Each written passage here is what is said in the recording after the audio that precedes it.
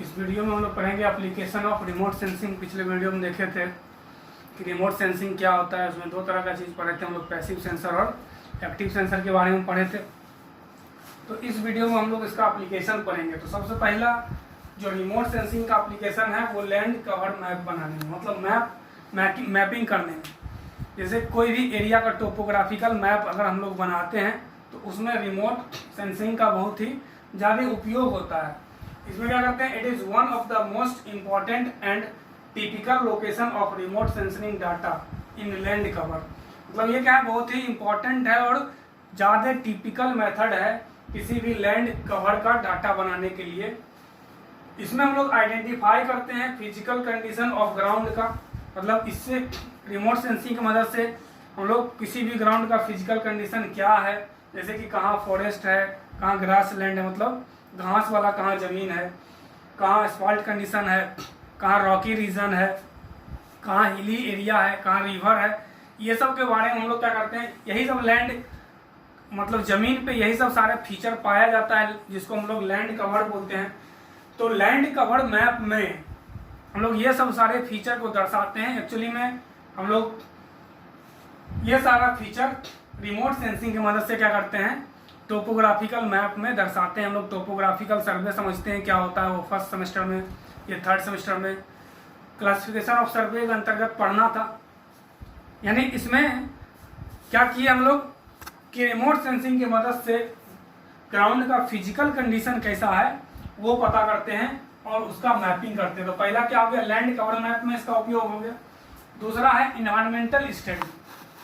तो इसमें environmental study में हम लोग देखिए बहुत सारा न्यूज़पेपर में आप देखते होंगे कि पॉल्यूशन का लेवल इतना बढ़ गया है, मेरा कार्बन डाइऑक्साइड का अमाउंट बढ़ जाने के कारण ग्लोबल वार्मिंग हो रहा है अर्थ का।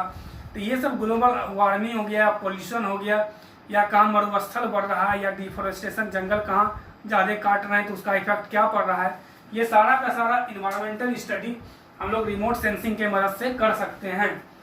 It can be use to study. हम लोग रिमोट सेंसिंग का उपयोग स्टडी करने के लिए, किसका स्टडी करने के लिए उपयोग करते हैं, डिफोरेस्टेशन, जंगल जहाँ कटाव हो रहा है, कितना अमाउंट में जंगल कटा। दूसरा डिग्रेडेशन ऑफ फर्टाइल लैंड, मतलब फर्टाइल लैंड मतलब होता है उपजाऊ जमीन। उपजाऊ जमीन किस रेट से मेरा घटते जा रहा है। पॉल्यूशन ऑफ एटमॉस्फेयर, क्या एटमॉस्फेयर का पॉल्यूशन किस रेट से बढ़ रहा है।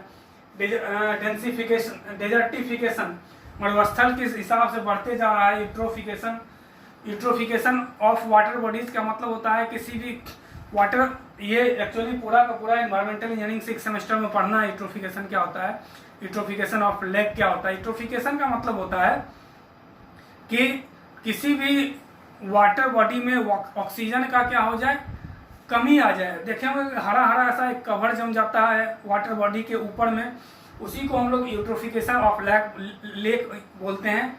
इसके कारण ऑक्सीजन का अमाउंट क्या होता है, पानी में घट जाता है और धीरे धीरे क्या हो जाता है, फिर सेप्टिक होने लगता है, मतलब काला दिखने लगता है। इसके बारे में फिर डिटेल हम लोग पढ़ेंगे। तो ये सारा फीचर जो हो गया, पॉल्यूशन हो गया, डेजर्टिफिकेशन हो गया, डिफॉरेस्टेशन हो गया, पॉल्यूशन लेवल हो गया एनवायरनमेंट का, ये सारा हम लोग रिमोट सेंसिंग की मदद से क्या करते हैं, पढ़ते हैं। किसमें, एनवायरमेंटल स्टडी के अंतर्गत। इसके बाद हम लोग को पढ़ना study of natural hazard. Natural hazard मतलब होता है प्राकृतिक आपदा।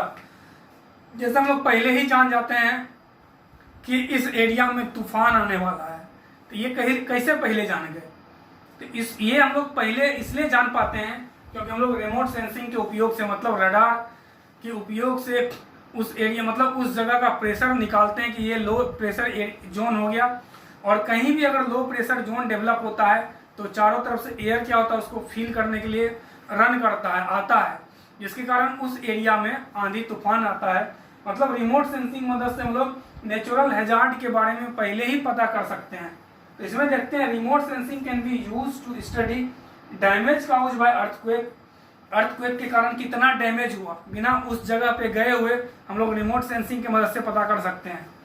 वोल्केनोज मतलब होता है ज्वालामुखी किस एरिया में आया। लैंडस्लाइड, कहाँ जमीन खिसका।